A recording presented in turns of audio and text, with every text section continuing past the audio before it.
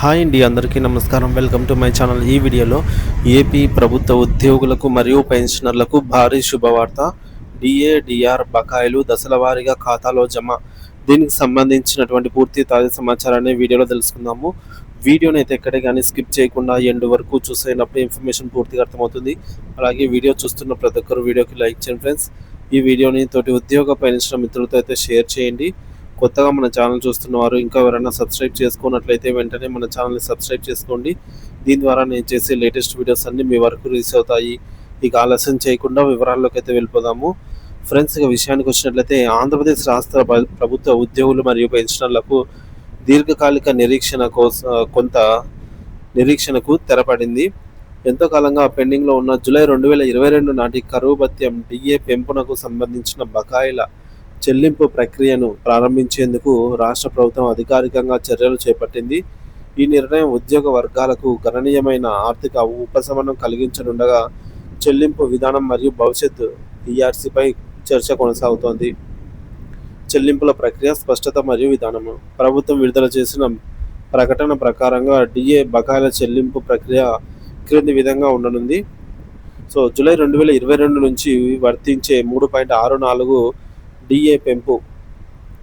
ఈ డిఏ పెంపును నెలవారీ జీతంలో విలీనం చేయడానికి ముందు, అంటే జూలై 2022 నుండి ఉన్న కాలానికి సంబంధించిన బకాయిలు మొత్తం బకాయిలని కూడా ఒకేసారి కాకుండా 17 సమాన వాయిదాల్లో చెల్లిస్తారు. సంబంధిత బిల్లులను జనవరి నెలలో రూపొందించిన మొదటి వాయిదాను ఫిబ్రవరి మొదటి వారంలో అయితే ఉద్యోగులకు మరియు పెన్షన్ల ఖాతాలో జమ చేసేందుకు ప్రభుత్వం లక్ష్యంగా పెట్టుకుంది.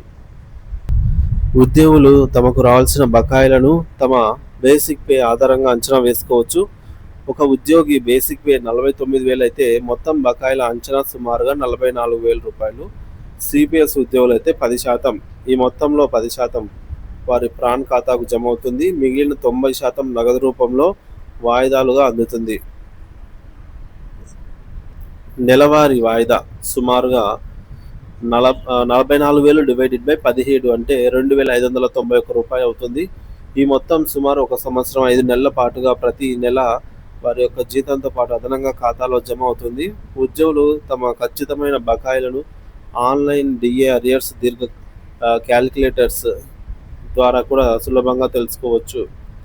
బకాయిల చెల్లింపు ప్రక్రియ ప్రారంభించడం ఉద్యోగులకు శుభవార్త అయినప్పటికీ 17 వాయిదాల విధానం రాష్ట్ర ఆర్థిక పరిస్థితిని ప్రతిబింబిస్తోందని విశ్లేషకులు భావిస్తున్నారు. ఒకేసారి చెల్లించే ఆర్థిక భారాన్ని తగ్గించుకునేందుకే ప్రభుత్వం ఈ ఈ యొక్క సుదీర్ఘ వాయిదాల మార్గాన్ని ఎంచుకుందని స్పష్టమవుతోంది. ఇది ప్రభుత్వానికి ఊపిరిని పీల్చుకునే అవకాశం కల్పించిన ఉద్యోగులకు పూర్తి ప్రయోజనం అందడానికి ఏడాదికి పైగా సమయం పడుతుంది. ఉద్యోగ వర్గాల స్పందన. ఈ నిర్ణయంపై ఉద్యోగ సంఘాలు మిశ్రమంగా స్పందిస్తున్నాయి. కనీసం చెల్లింపుల ప్రక్రియ ప్రారంభించినందుకు ప్రభుత్వానికి అయితే హర్షం వ్యక్తం అభినందనలు ఇస్తున్నారు. ఇకపోతే ప్రభుత్వం ప్రకారంగా ప్రకటించినట్టుగా జూలై మొదటి వారంలో మొదటి వాయిదా జమ కావడం అత్యంత ముఖ్యము. ఒకవేళ ఈ ప్రక్రియలో జాప్యం జరిగితే ప్రభుత్వంతో మరోసారి చర్చించి ఒత్తిడి తీసుకురావాల్సిన వస్తుంది అని సంఘాల నాయకులు స్పష్టం చేస్తున్నారు.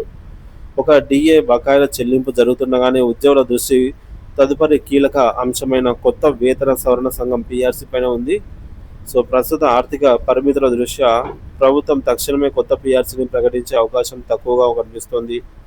డిఏ బకాయిలు ఇతర పెండింగ్ సమస్యలను పరిష్కరించిన తర్వాత ప్రభుత్వం కొత్త పిఆర్సీపై కమిటీని నియమించి ఉద్యోగులకు న్యాయం చేయాలని వారు బలంగా కోరుతూ ఉన్నారు.